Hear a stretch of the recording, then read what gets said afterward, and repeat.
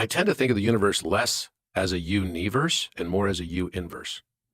So if you start to think that because I can't separate myself from my own conditioning biases, I can't separate the lens of my perception from all of the history of my nurture and nature experiences, right? And my genetic code and all the things that come along with that. If I can start to think differently about, can I put myself in another person's shoes? Well, what we all do not recognize is that the things that we're judging in other people are the things we don't like about ourselves. And that this universe is really a U inverse of projection of your subconscious mind and the sum total of all your conditioning biases. So instead of judging these things, we should learn to love and accept it, which is exactly what Jesus taught. He taught two great commandments. Love the Lord thy God with all thy heart, might, mind, and strength.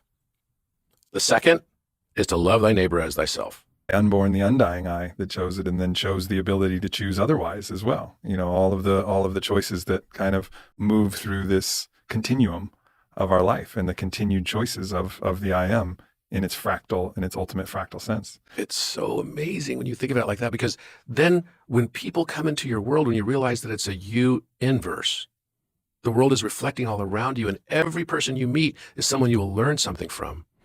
They're there to bring you a divine message. If you will but know what to do with it, if you'll be there to listen and be present for that. Every single person, an Uber driver, a person on the street, some random person you never thought you would talk to, can become a sage to you and be a life-changing experience for you. Everyone, no one's any better than anyone else in this world. No one is any better than anyone else in this world. They're all just reflections of you, and they're all divine emanations of you. When we embrace that context and we can actually see it, that the conscious mind that we call our persona is able to perceive the unconscious that is the U inverse, the world around you. And those two can multiply by each other to become the number one.